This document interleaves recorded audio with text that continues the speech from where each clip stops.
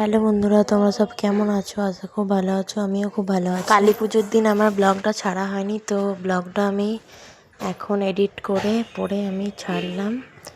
তো আমার স্নান হয়ে গেছে, এই দাদাকে বললাম এদেরকে নিয়ে আয় ধরে, তো ঘুরতে গেছিলো, আমার স্নান হয়ে গেছে।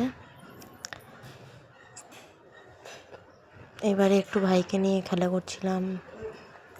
এটা হচ্ছে আমার মাসি। এবারে আমি রেডি হব।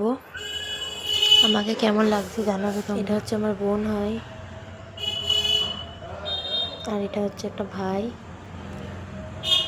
আর আমরা পুজো দিতে চলে গেছিলাম।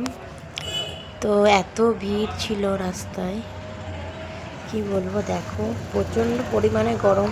তো আমরা ডালা নিয়ে নিয়েছি, আর প্রচণ্ড রোদ গরম। ভাই দাঁড়িয়ে ছিল, বা দাদা দাঁড়িয়ে ছিল ভাইকে নিয়ে।